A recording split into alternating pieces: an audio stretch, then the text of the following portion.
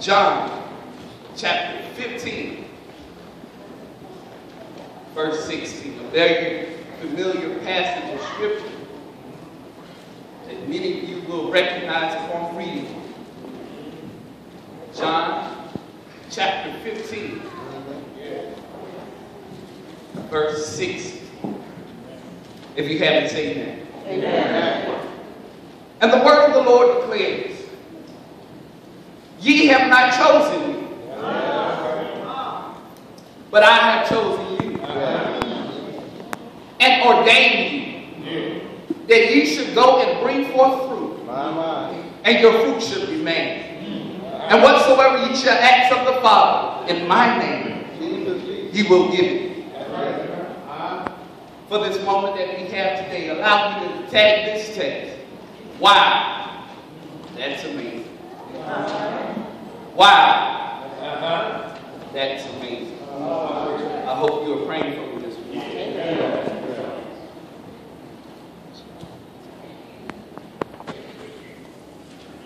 Since the beginning of time, men and women alike have studied the sun, the moon, and the stars. For centuries, people have been captivated with the sun, the moon, and the stars. Expanded their study now to study what they call the universe. In studying the universe, they discovered other planets.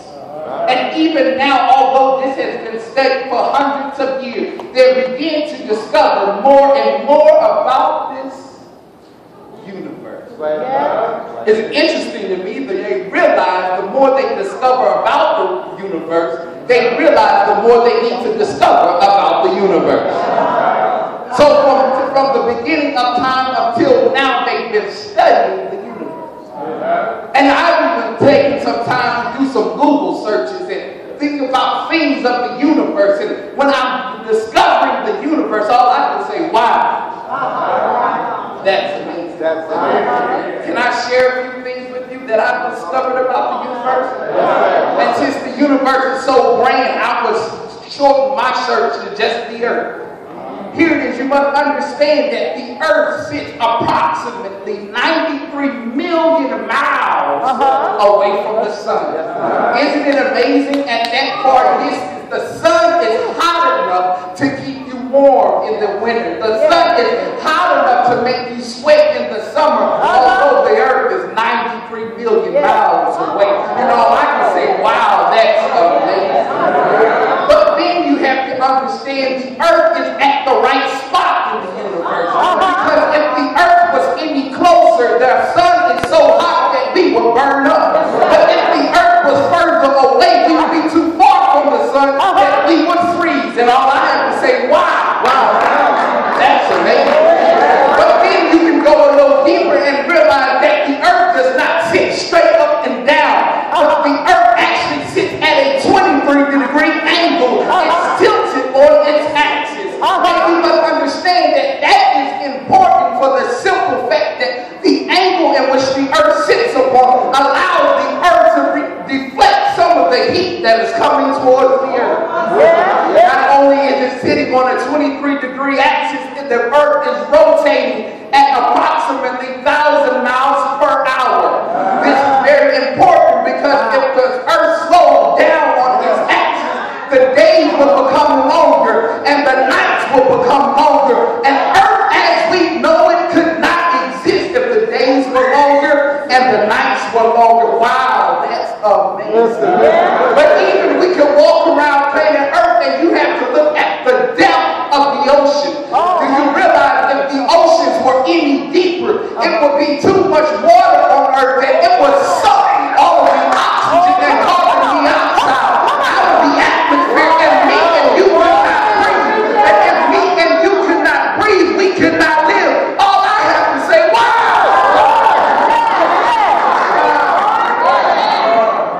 That's amazing. But the interesting thing about this, people want to credit Earth and all that we know as Earth to something they call the Big Bang Theory. They believe billions of years ago an explosion took place in Earth and life as we know it began. But it's hard for me to fathom in my just a random explosion could result in this strategic alignment of planet Earth. Willem told a former professor at Southwestern Biblical Seminary once suggested that it's not possible for the Big Bang Theory. Listen. Scientific evidence even proves that the Big Bang Theory could not happen. So how is it that the earth is in the right place, doing all the right things all at the right time? I believe we have some Bible readers here in the North Central Diocese.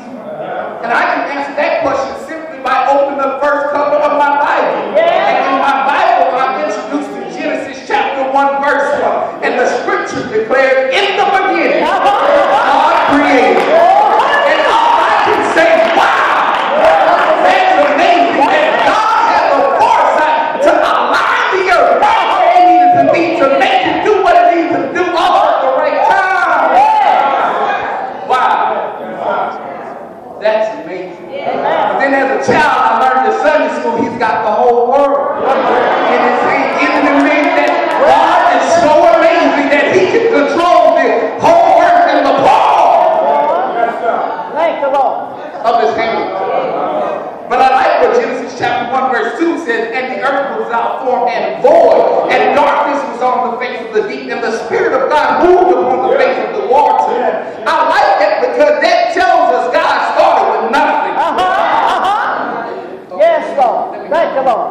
On yesterday, we were sitting here in church downstairs in the fellowship hall, and Sister Ross is known for knitting. I believe it's knitting, or is the word crocheting? Crocheting. And she was there crocheting a nice scarf to match the hat that she had previously made.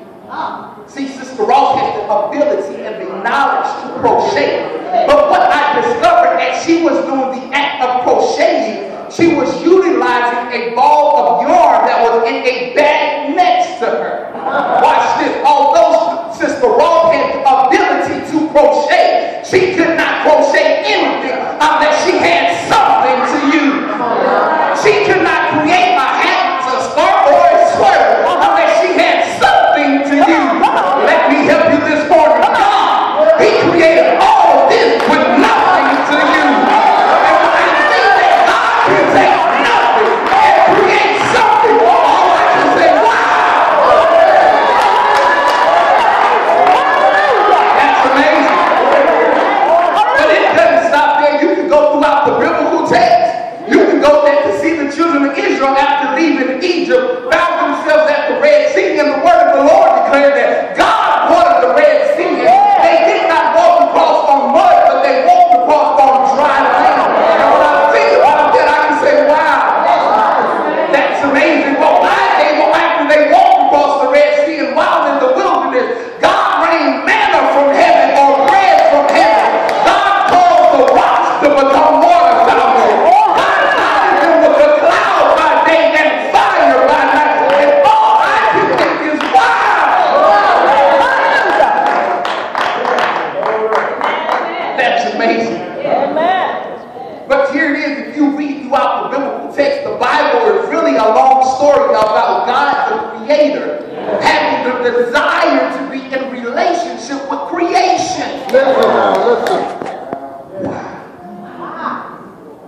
That's amazing. Bye. That the almighty, powerful God, the God who can just take nothing and create something, desires to be in relationship with creation. Oh my. So that's when we can take a hop, skip, and a jump into the New Testament, where we discover in John chapter 3, verse 16, that God so loved the world that he gave his only begotten Son.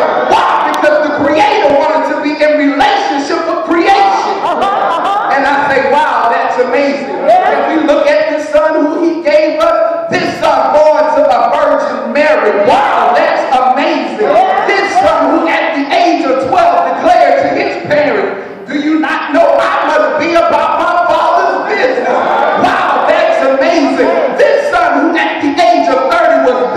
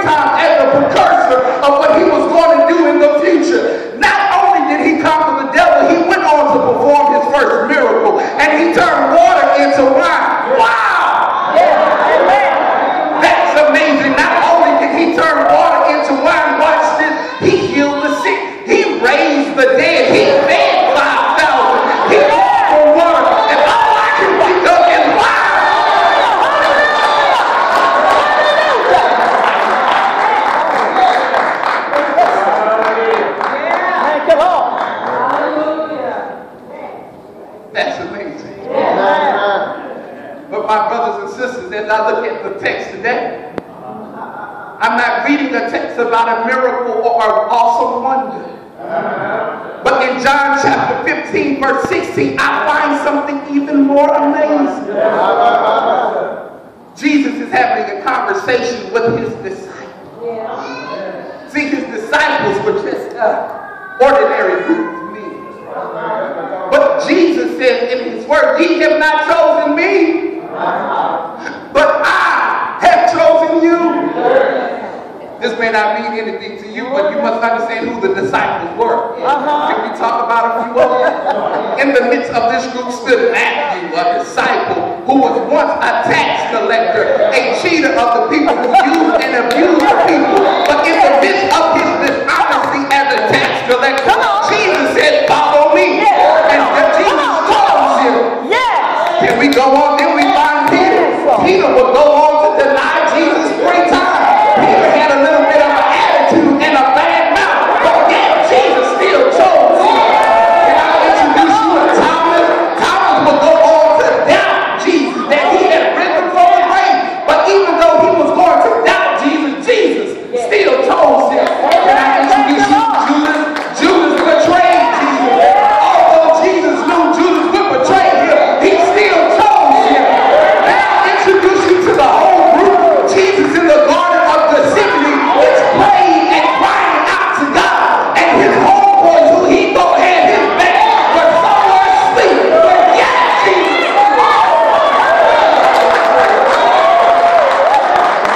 Isn't it amazing that Jesus would choose ordinary people to do extraordinary deeds? Oh, I like how that sounds. If you have your phone out, go ahead and post that as your Facebook status. And hashtag the North Central Diocese Youth Conference. Wow, that's amazing. Jesus could choose ordinary people to do extraordinary things. Oh, I like that. That Jesus can use anybody to do extraordinary things. Jesus was set out to do the greatest ministry ever, but he chose these ordinary people to do extraordinary things. And all I can think of, wow, that's amazing. Even with their faults and shortcomings, Jesus still chose them. Even though Jesus knew they wouldn't always fail with him, Jesus still chose them. Even though he realized they would have insecurity, they would have doubt, and they would get it wrong sometimes, Jesus still chose them. Oh, that should make some of you in here happy. You know in your own life that you have fallen short sometimes. You lied sometimes. You not done right with God sometimes. But yet, Jesus still chose you. It's amazing that Jesus will use somebody ordinary like me to do extraordinary things. As I travel, people ask me, David, why you go so hard? Why you preach so hard? Because I realize I'm not the greatest person, but God can use an ordinary preacher like me to do extraordinary things. The fact that Jesus says, ye have not chosen me. I have chosen you. I like the word that he says, chose you, for the simple fact, watch this, Jesus had options.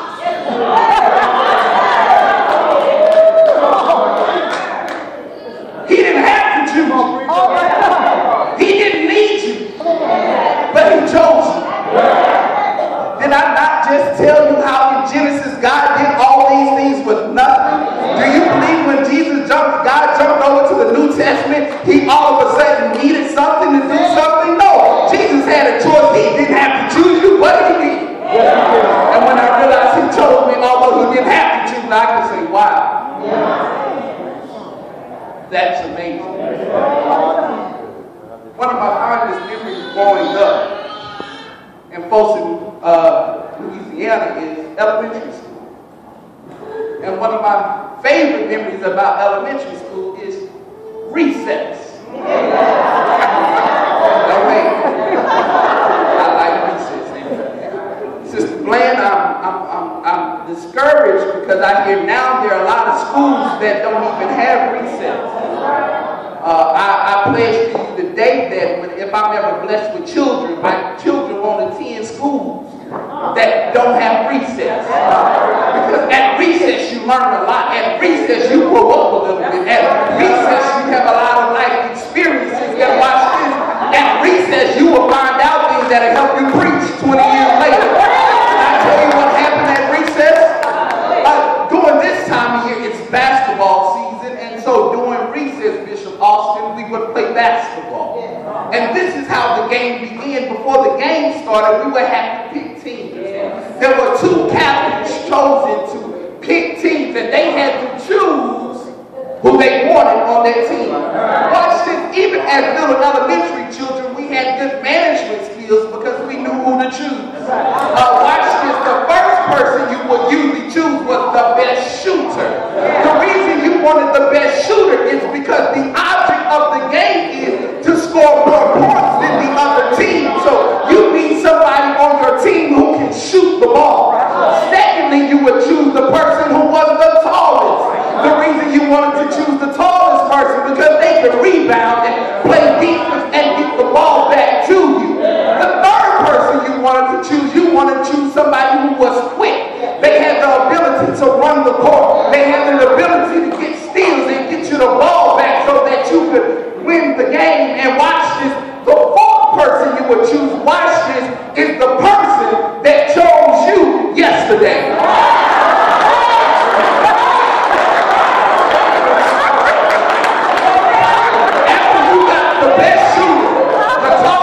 And the quickest person, you felt a dent to the person that chose you yesterday, so you would choose them. But here it is.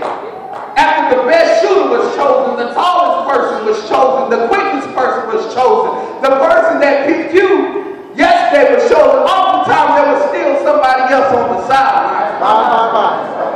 Oftentimes that was the player. It seems nobody else wanted. And that player oftentimes wasn't the best shooter.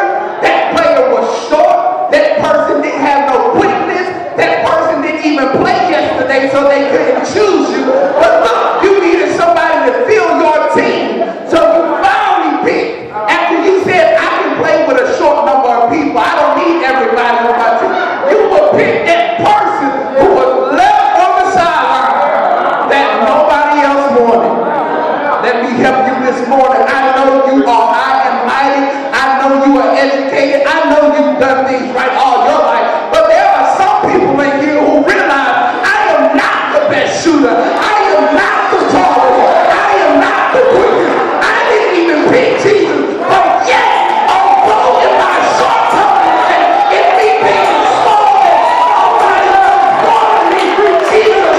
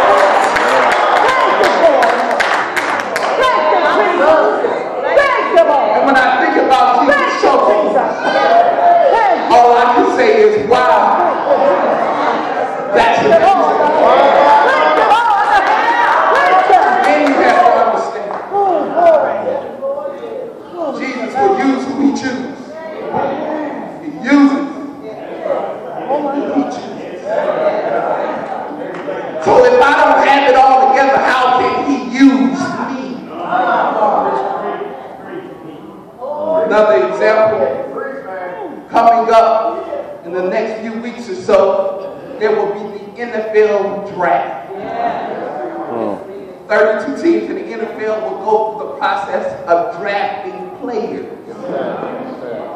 And around the first round, those are all the favorites, the people everybody knows who's going to be picked. They're going to be there. The second round, the third round, all the way to the seventh round. Teams will choose players. Listen now. But watch this. There's something that happens between draft day and the first game of the season. Because watch this, the teams invest in the people they chose. The teams take those players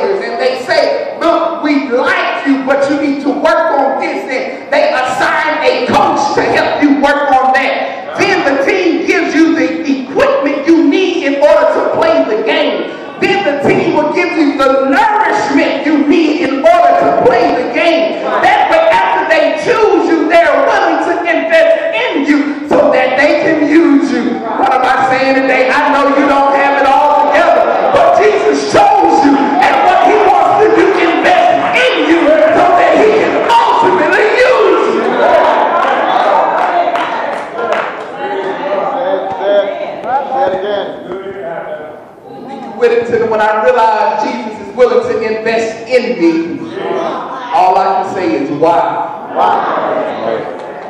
That's amazing. Let me go to my seat. I give you one more example. Oftentimes we realize and think of ourselves in, Lord, I'm not good enough. I'm not even worth the investment.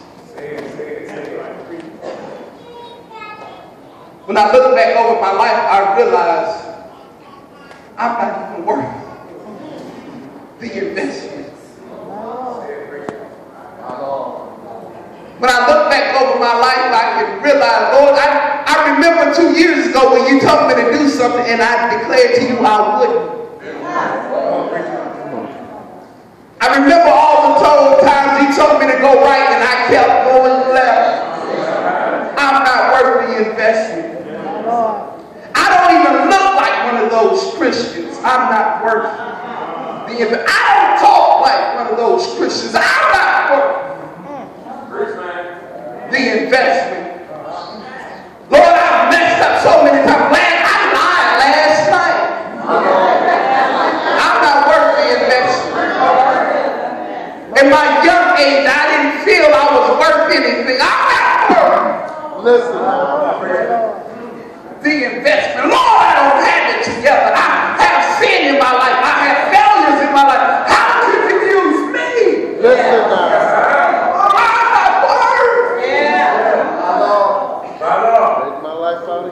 The investment. Here it is, one last thing, and I take my seat on this. Another thing I learned at recess at Folsom Elementary. Every now and then when the game was over and the team may have lost, we would start talking about each other. Well, not me now, because I was raised better than that. I went to HYPU, so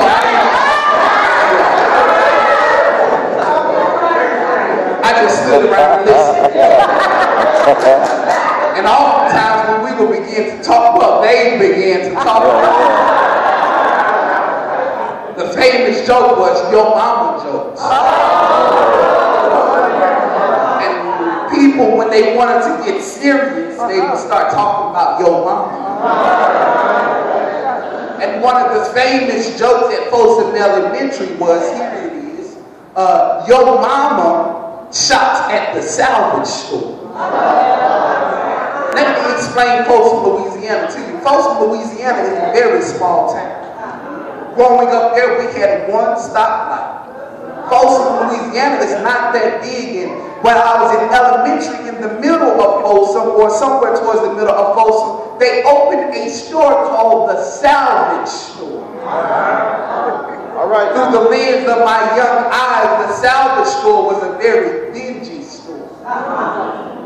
Everybody knew the stuff at the Salvage Store was cheap.